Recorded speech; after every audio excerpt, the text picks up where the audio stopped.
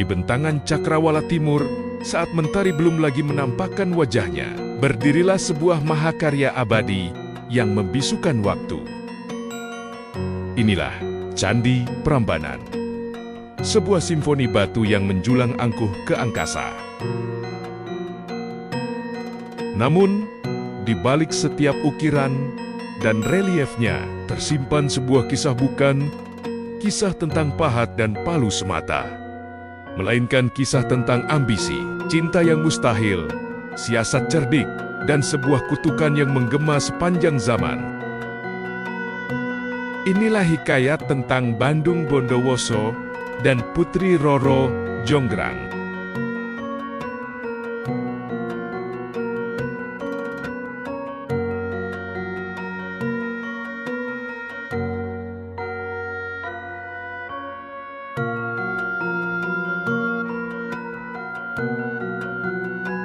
Kisah ini bermula di tanah Jawa, Dwipa, yang permai, di mana dua kerajaan besar hidup bertetangga, namun dengan watak yang bertolak belakang. Di satu sisi, ada kerajaan Pengging, sebuah negeri yang gemar berperang, dengan tentara yang gagah perkasa. Rajanya, Prabu Damarmoyo, memiliki seorang putra mahkota bernama Bandung Bondowoso.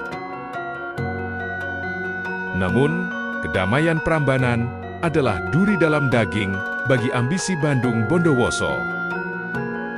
Di hadapan ayahnya, ia berkata dengan angkuh, mengacu pada dialog, "Ayahanda Prabu, izinkan Ananda memimpin pasukan." Pertempuran pun pecah di lembah yang memisahkan dua kerajaan. Puncak pertempuran terjadi saat Bandung Bondowoso berhadapan langsung dengan Prabu Baka. Dalam sebuah pertarungan yang sengit, keris sakti Bandung Bondowoso akhirnya berhasil menembus jantung Prabu Baka. Setelah kemenangan itu, Bandung Bondowoso berjalan dengan gagah di kerajaan Prambanan. Sang putri Roro Jonggrang yang tahu atas kekalahan Prambanan menemui Bandung Bondowoso. Kecantikan sang putri seketika meluluhkan hati Bandung Bondowoso yang keras. Ambisi penaklukan berganti menjadi ambisi untuk memiliki. Tanpa ragu, ia mendekat dan berkata, mengacu pada dialog, "Wahai putri Prambanan, maukah kau menikah denganku?" Darah Roro Jonggrang mendidih. Ia tahu menolak secara terang-terangan berarti mengundang maut. Setelah terdiam sejenak, ia menatap Bandung Bondowoso dan menjawab dengan suara yang dibuat setenang mungkin.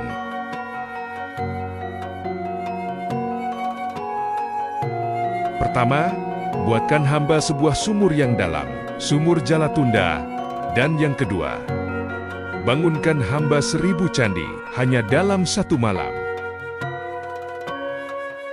Bandung Bondowoso tertegun sejenak. Permintaan itu sungguh di luar nalar.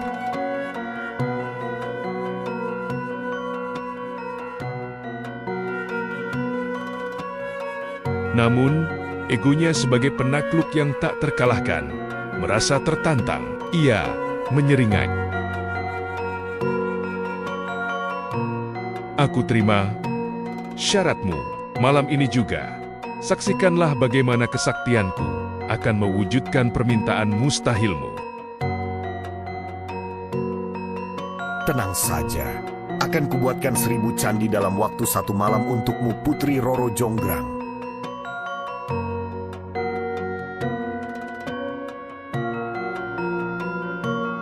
Senja pun tiba. Langit yang memerah menjadi saksi dimulainya pekerjaan mustahil itu. Bandung Bondowoso berdiri di tengah lapangan luas, memejamkan mata dan merapal mantra kuno.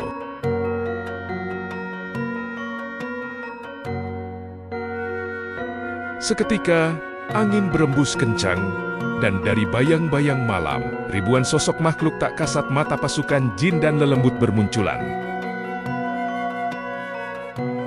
Wahai bala tentaraku, dari dunia lain, bantu aku mendirikan 1000 candi untuk sang putri sebelum fajar. Bekerjalah.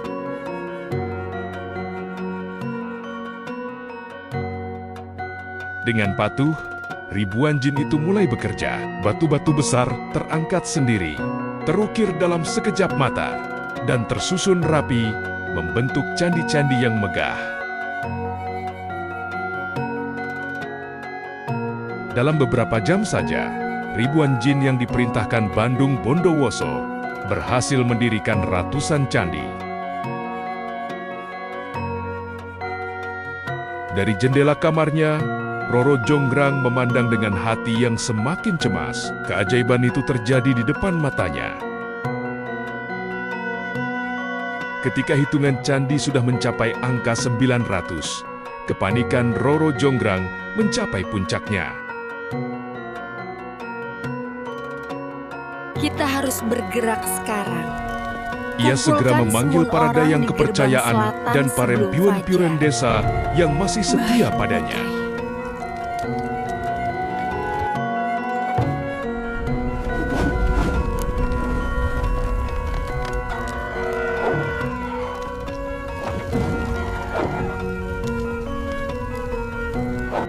Cepat, kita harus menghentikannya. Bakar tumpukan jerami di sisi timur. Tumbuk lesung padi. Lepaskan semua ayam jantan. Para jin yang sedang bekerja sontak berhenti. Mengira fajar benar-benar telah tiba, mereka ketakutan dan menghilang kembali ke alamnya. Bandung Bondowoso terkejut melihat pasukannya menghilang. Ia melihat ke langit, fajar palsu itu memang meyakinkan. Tapi kemudian, ia sadar. Ini terlalu cepat. Amarahnya meledak saat ia menghitung candi yang telah berdiri. 999 kurang 1. Dengan murka yang tak tertahankan, penuh amarah dan penuh emosi Bandung Bondowoso menghampiri Roro Jonggrang. Curang, kau telah menipuku. Roro Jonggrang, kau ciptakan fajar palsu untuk menggagalkanku. Kau benar, janji adalah janji. Aku berjanji membangun 1000 candi, dan kini jumlahnya kurang 1.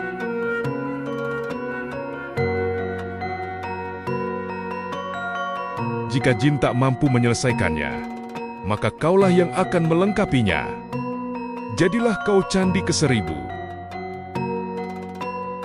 Bandung Bondowoso mengarahkan telunjuknya ke arah sang putri. Kekuatan gaib yang dahsyat keluar dari jarinya dan menyelimuti tubuh Roro Jonggrang. Setelah kejadian itu, Putri Roro Jonggrang menjadi arca, patung terindah untuk melengkapi candi terakhir. Dan di sanalah, di tengah kompleks candi yang kini kita kenal sebagai Candi Prambanan, berdiri arca Dewi Durga yang anggun di dalam candi utama.